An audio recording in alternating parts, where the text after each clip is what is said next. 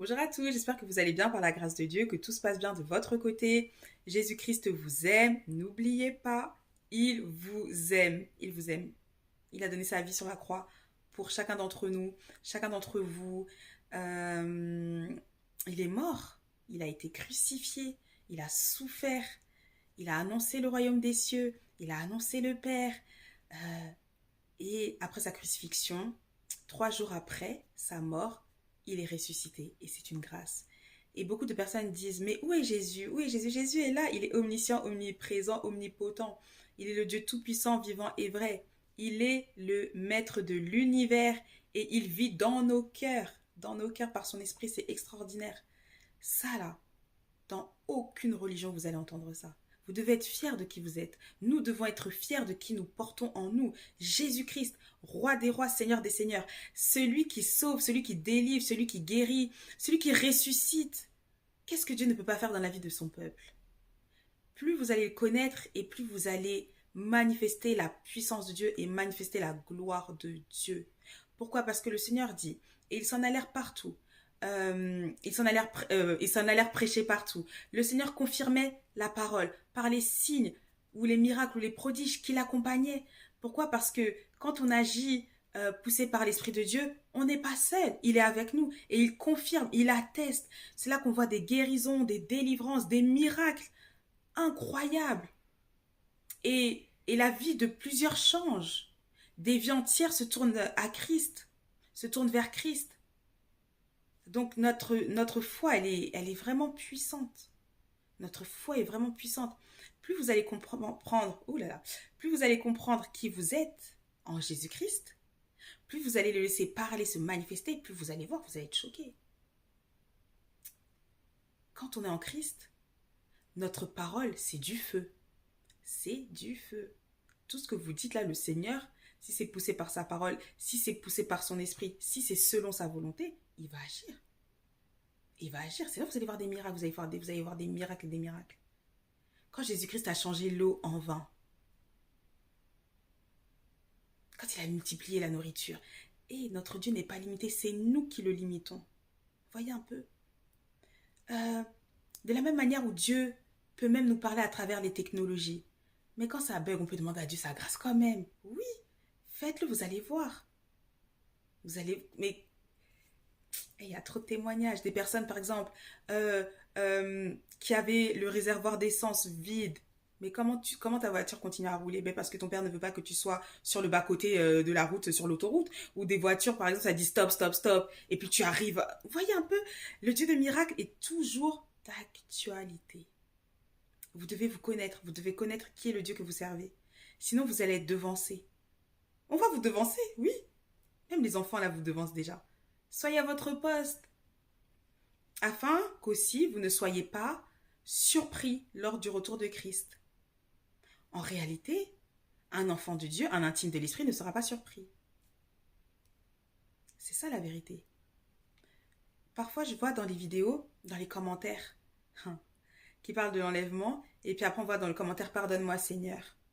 La repentance, c'est pas ça. Ça, c'est step one.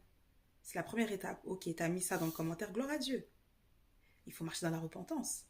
Il faut après avoir un temps one-on-one avec le Seigneur quand même, pour se repentir, lui demander sa grâce, lui supplier de vous aider à arrêter de pécher.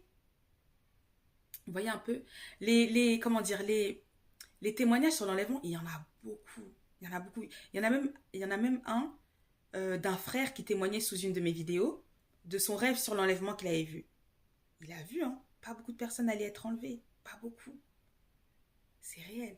Il y a des personnes, il y a une sœur qui avait vu, elle avait vu qu'elle était enlevée et elle voyait qu'elle faisait ça. Elle était dans la joie, elle faisait ça. Vous imaginez? Vous voyez quoi? Que vous dit le Saint-Esprit? Il vous dit quoi? Qu'est-ce qu'il fait dans votre vie? Métro, boulot, dodo? Ah, mais j'ai ma famille, ah, j'ai mon travail. Oui, oui, oui, oui. Ça a toujours été d'actualité, Rien n'a changé. Le Seigneur n'a pas dit qu'il allait revenir pour ceux qui n'avaient pas de... Pour les moines. Vous voyez un peu ceux qui sont dans les monastères qui ne font que prier. Non, non. Et il dit à celui qui a beaucoup, on lui demandera beaucoup aussi. Voyez, Donc vraiment, marchez dans la vérité, marchez avec Jésus-Christ, cherchez-le, parlez-lui, annoncez sa venue, annoncez son retour. En fait, c'est ça, faites la mission. Faites la mission.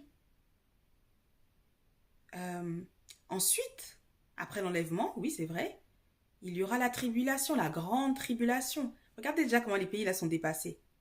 Avec les départs de feu, tout ça, là, les incendies jusqu'à. Euh, Nous, on connaît la Bible, ça, on sait que c'est rien à côté. Hein. C'est rien. C'est la vérité, c'est rien. Le gouvernement de l'Antéchrist se met déjà en place. Il se prépare jusqu'à. Ah oui, merci Saint-Esprit. Quand je vous ai parlé du témoignage du frère, là, il est comment dire, sur mon profil, voilà, vous allez voir, c'est un commentaire que j'ai mis, j'ai fait une capture et puis je l'ai mis. Voilà, pour que vous puissiez voir que Dieu ne rigole pas. Dieu parle, il prévient. Il a montré à combien de personnes qu'elles n'allaient pas être enlevées. Vous imaginez? Il dit non, si je viens, tu ne seras pas pris. Mets tes cahiers en ordre. Mais ça, c'est une grâce. Hein. C'est normal quand la personne, elle voit ça, elle est affolée, elle se dit, mais c'est quoi et tout, c'est... Vous voyez un peu? Mais tant mieux. Tant mieux. Comme ça, tu as le temps de te repentir. Ça, c'est une grâce. Mais vous recevez quoi? Est-ce que Dieu vous parle? Quand il vous parle dans les rêves, est-ce que vous faites même semblant de les noter pour montrer au Saint-Esprit que vous êtes impliqué dans ce qu'il vous dit? Et après, est-ce que vous cherchez à les interpréter à la lumière de l'esprit de révélation? Que faites-vous? Est-ce que vous allez vous contenter seulement d'aller à l'église? Ça ne marche pas. Très sincèrement, il y aura beaucoup d'églises qui resteront remplies après l'enlèvement. Il y en aura beaucoup. Donc, pour les personnes, en fait, en réalité, c'est quoi? Il y a deux camps, deux volets en ce qui concerne l'enlèvement. Ok. Le volet 1, gloire à Dieu, on est enlevé, on est avec l'Éternel. Pour l'éternité, tout va bien, les noces de l'agneau, Hosanna. Le volet numéro 2, les personnes qui restent.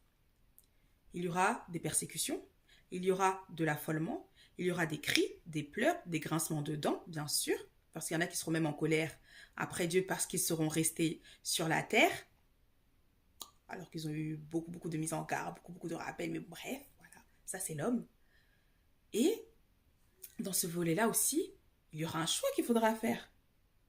Parce que quand on va commencer à vous dire qu'il faut obligatoirement la marque de la bête pour pouvoir vivre, pour pouvoir vous vêtir, pour pouvoir vous loger, pour pouvoir vous... C'est quoi Saint-Esprit? Vous soigner. Bon, en réalité, pour tout faire, vous allez faire quoi? On a vu déjà, puisque tout est testé, non? On vous dit, il se prépare. On a vu par rapport au vaccin avec le Covid. Ah, si vous ne vous faites pas vacciner, vous ne pourrez pas continuer à travailler, ok. Vous ne pourrez pas aller au cinéma, dans les restaurants. Bon, beaucoup se sont fait vacciner pour aller au cinéma, dans les restaurants. Ah, déjà, rien que ça. Alors, la marque de la bête. Vous allez faire comment? Ce petit traceur là électronique qui montrera toute votre identité, vos comptes, tout. Vous allez faire quoi? Quand vous dira, bah, soit tu prends soit tu te fais pucer, soit tu meurs. Là, on ne parle plus de restaurant ou de travail. Là, on parle de la vie. Ou soit on tue ta famille. Là, pour avoir une Bible, ce sera quand même de plus en plus compliqué. Ceux qui ne veulent pas apprendre les versets. Vous allez faire comment? Aller vivre dans la forêt un petit temps, oui, mais toute la vie, jusqu'à combien? Toute la tribulation, c'est long, hein? Beaucoup seront tués, beaucoup seront persécutés, beaucoup seront torturés, et n'oubliez pas, le Saint-Esprit ne sera plus là, puisqu'il aura été enlevé avec nous. Vous allez faire comment? Mieux vaut, comme dit le verset, là, après l'heure, c'est plus l'heure, hein? C'est maintenant qu'il faut réfléchir. C'est maintenant. C'est maintenant. C'est tellement dur la foi en Christ et tout, vraiment, je suis en baisse de foi. Oui, après l'enlèvement, il n'y a plus d'histoire de baisse de foi. Choisis.